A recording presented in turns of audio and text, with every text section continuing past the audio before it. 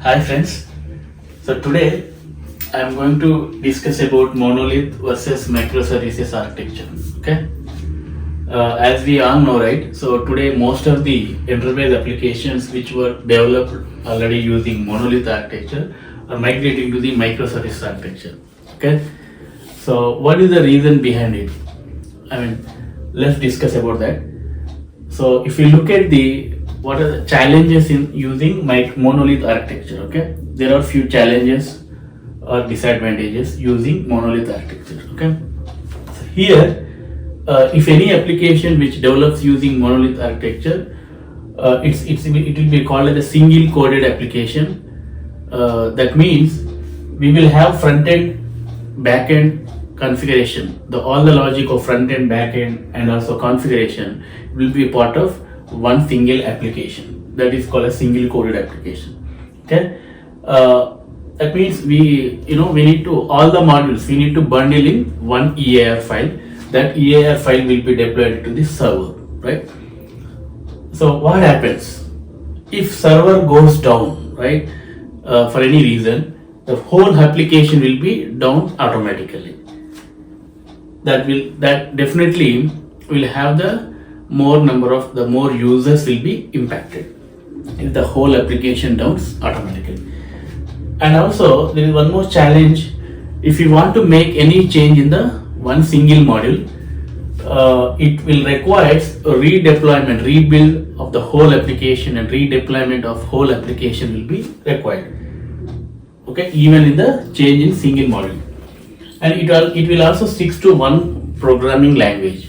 That means any suppose if the backend needs to be developed using one Java, suppose say Java programming language, we need to develop all the modules using that particular Java language. Okay, and it will also have a single database. That means all the data of the entire application with the different modules, right, will be stored in one single database server with the different schemas.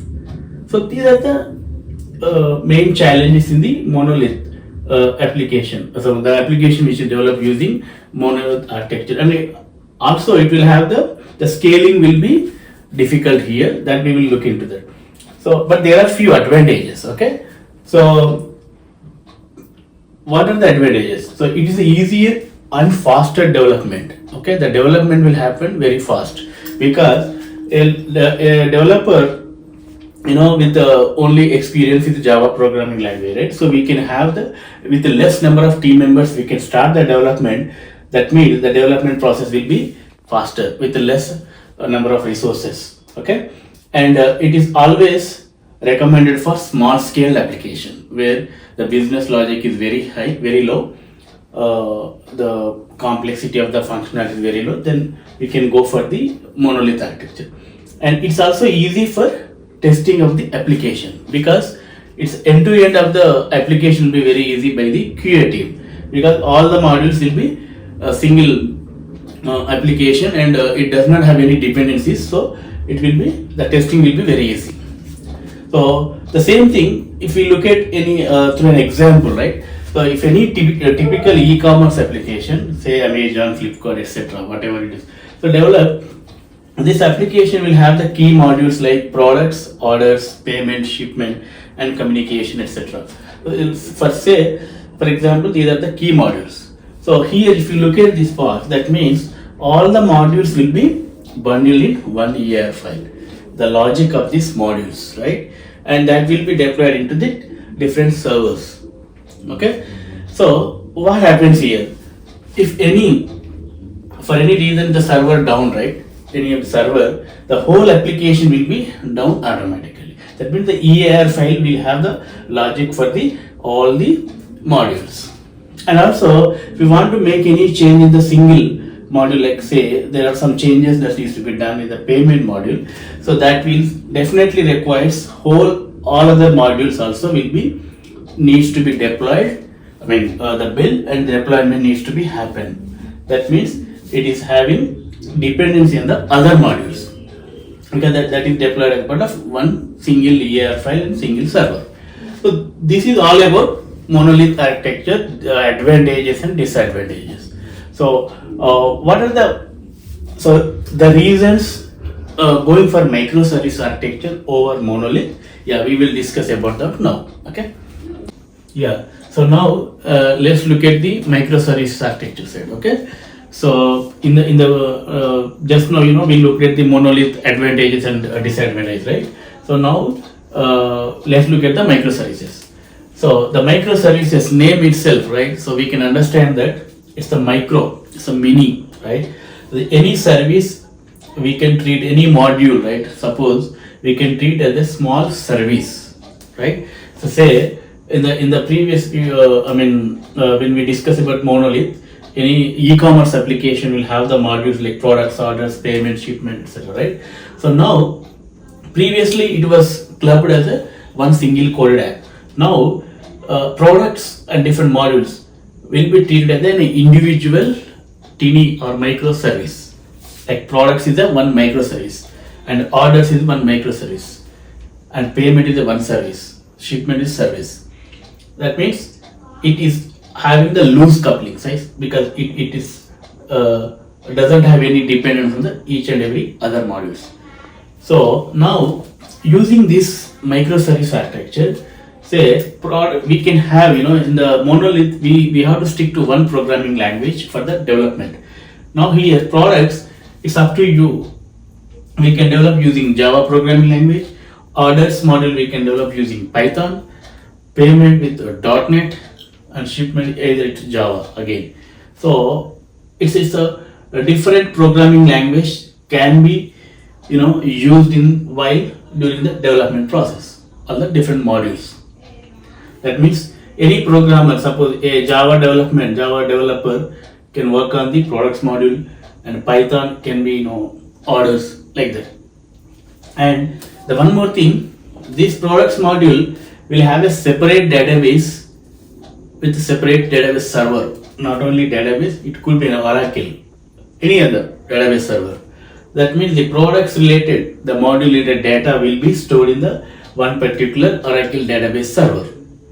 Okay, it's an individual specific unique database. And come to the orders, we can develop using Python language, and we can save the data in Postgres. We can choose any different database server because here the loose coupling. This service is completely an independent service, and this orders is again a different service. So we can use any kind of database server. That is the advantage over here, right? So the orders module will make use of Postgres server. Like that, payment we can develop using .NET programming language, and we can also store the data in MS SQL server. It's up to the customer or us. We can segregate the data in different database servers. And like the shipment, we can also use MySQL database server with Java programming language. So here with this we can understand that we can achieve the loose coupling is the main thing, and we can use different programming language for the development of backend or anything, and we can use different database servers. That means it is not the loose coupling between the database servers. If any of the database servers down, suppose say Oracle database server down for some reason, only products module or products service will be down, or will not be available to the users, but the rest of the other services will be up and running. That means there will be no impact to these servers. Like this, if the order service is down, maybe from the backend this particular service, the rest of the service will also be available but not be impacted. Even particular one of the service is down, there will be no impact on the other service because it's a loose coupling. It's an independent altogether microservice which we are deploying. Coming to this here, so now products module, the scaling will be very easy. Even single particular products module we can deploy on the cloud or any other production environment. We can use multiple instances for single products microservice. That is the biggest advantage. Even products module will be available all the time and can be deployed into the multiple instances of the server. That means the availability of the each and every microservice will be high. there will be very less impact on the downtime. The users will be very less impacted. Likewise, we can use orders also deployed into different instances of the servers. So this is the scaling will be very high here, but very easy. This auto scaling also will be available in the when we are using cloud mechanisms, all the cloud things. So we can the scaling will be very easy. Auto scaling also. The application availability will always be high. So this is all about microservices advantages part. But what are the disadvantages? It is always suitable only for where the large scale application we have to develop. It's a complex modules, complex business functionalities. That means going for microservices architecture is very good recommendation. But what are disadvantage here? It slows development, because suppose if we look at this, we need the Java resources, we need Python, we need .NET. So if the customer requirement is to go for different technologies, right? So we need the different technology knowledge resources before we start the development. Definitely that will impact the slow development process.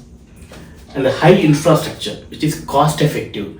So any typical enterprise application, if we go with microservices architecture, definitely we need the different database servers, we need the different infrastructure where we are going to deploy the each and every individual microservices into multiple instances, not only entire application. Each and every module also will be deployed into multiple instances. That means we need high infrastructure, that is cost effective definitely.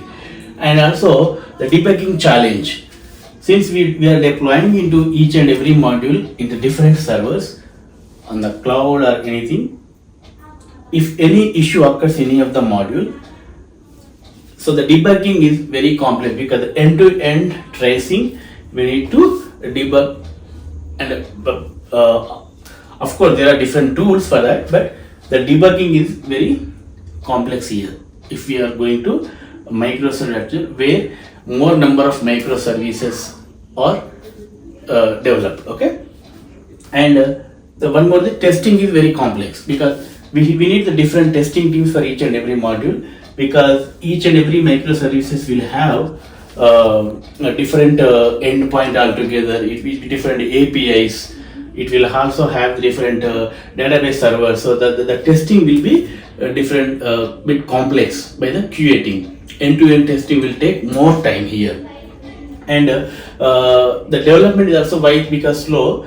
If suppose this orders module is working by the different development team, unless it is available, this module cannot be validated using orders, because it has some interdependency again. So if the development now happens the orders module, so they will need to wait. So the development will always be taking more time.